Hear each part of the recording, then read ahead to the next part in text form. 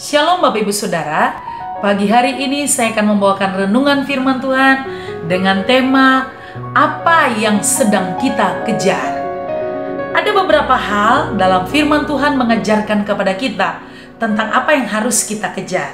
Yang pertama, dalam Ibrani pasal 12 ayat yang ke-14, saya bacakan firman Tuhan.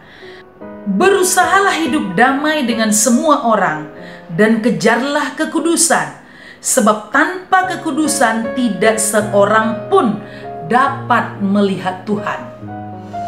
Bapak Ibu Saudara, Alkitab mengajarkan kepada kita, kejarlah kekudusan. Dalam firman Allah yang hidup berkata, berusahalah menjalani hidup yang bersih dan suci, sebab orang yang tidak suci tidak akan melihat Tuhan. Berusahalah, kata firman Tuhan. Tuhan Yesus sudah mengampuni dosa kita dan Tuhan sudah bersama-sama dengan kita. Roh Kudusnya juga ada bersama dengan kita. Bagaimana mungkin kita bisa hidup kudus di tengah-tengah dunia yang begitu menuju kepada kebinasaan?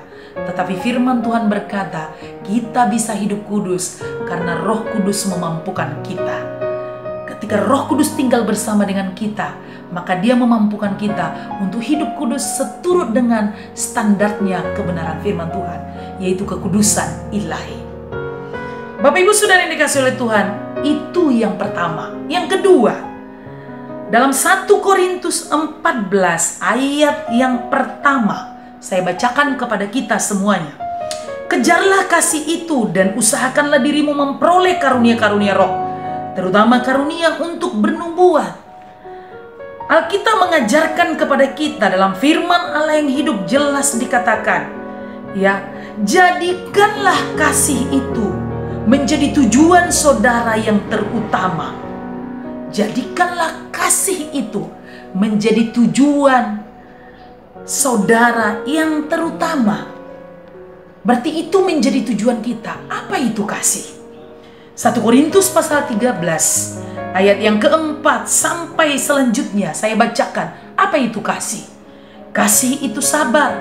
Kasih itu murah hati. Ia tidak cemburu. Ia tidak memegahkan diri dan tidak sombong. Ia tidak melakukan yang tidak sopan dan tidak mencari keuntungan diri sendiri. Ia tidak pemarah dan tidak menyimpan kesalahan orang lain. Ia tidak bersukacita karena ketidakadilan, tetapi karena kebenaran.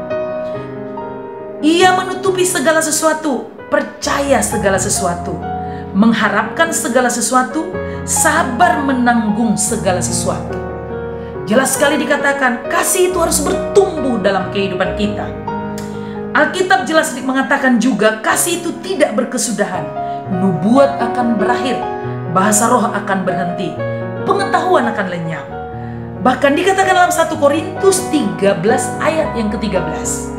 Demikianlah tinggal ketika hal ini, yaitu iman, pengharapan, dan kasih.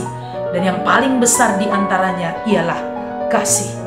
Mari Bapak Ibu Saudara, jelas dikatakan di sini, jadikanlah kasih itu menjadi tujuan saudara atau menjadi tujuan kita yang terutama.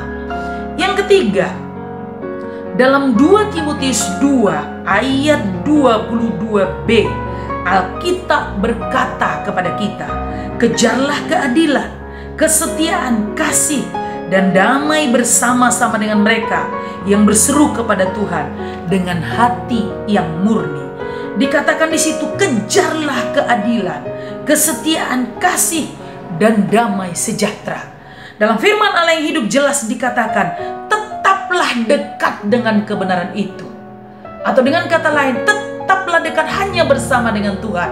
Dan memang hanya Tuhan atau firman Tuhan, itulah kebenaran yang sesungguhnya.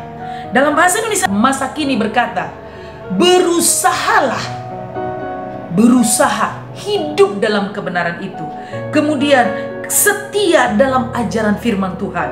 Kalau tadi di ayat sebelumnya kita sudah belajar tentang mengenai kejarlah kasih itu dan berusaha damai dengan semua orang. Mari kita bersatu dalam doa. Bapa di surga, materaikan firman-Mu dalam kehidupan kami. Biarlah kami mengerti selama kami masih hidup apa yang menjadi tujuan hidup kami. Materaikan firman-Mu dalam kehidupan kami. Biarlah kami mengejar kasih, mengejar kekudusan, mengejar keadilan, mengejar kebenaran, mengejar damai sejahtera. Itu yang tinggal dalam kehidupan kami.